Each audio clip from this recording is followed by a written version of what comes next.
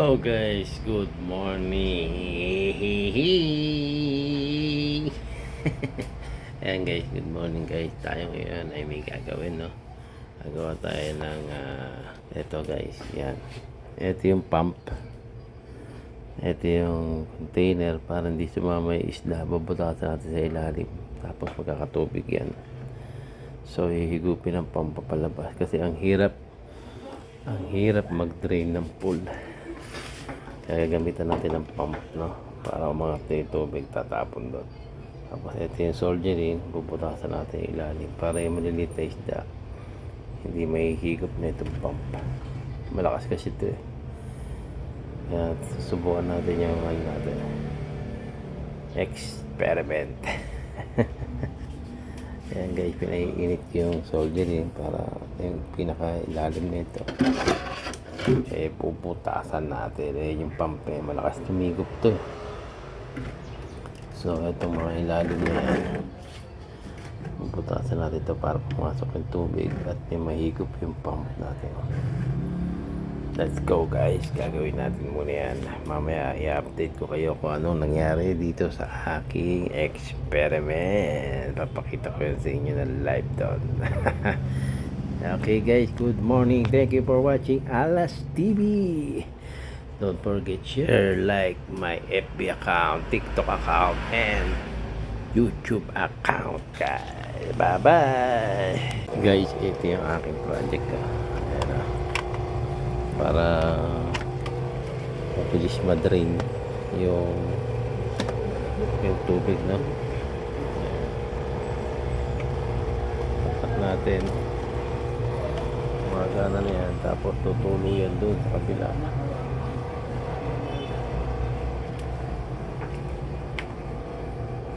Para hindi na tayo mahirapan mag-drain guys. Tumulo na yan kanina.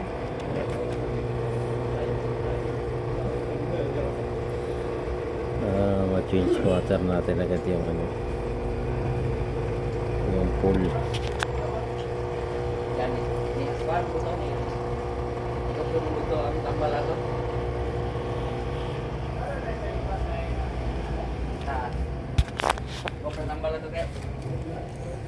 Ayan, natulog na.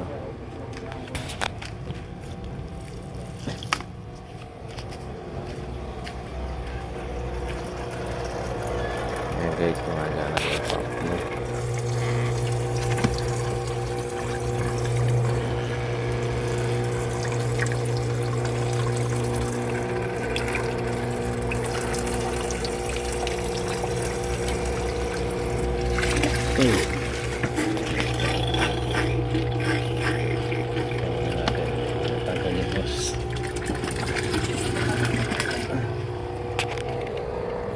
Wait lang guys.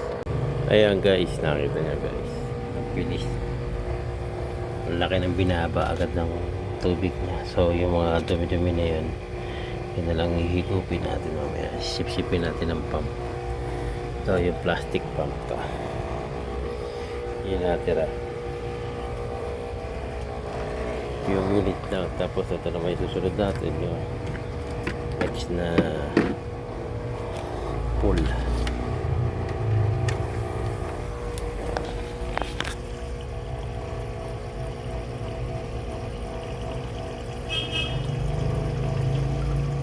Para nilagyan natin ng ganyan para wala sumamang isda.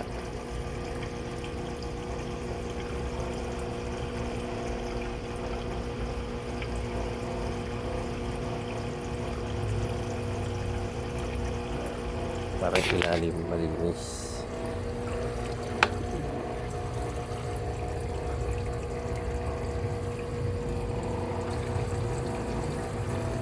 Diretso yan dito guys.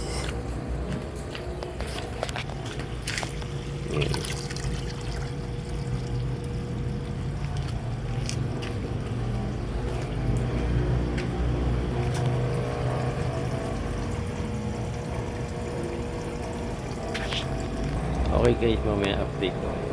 Thank you guys.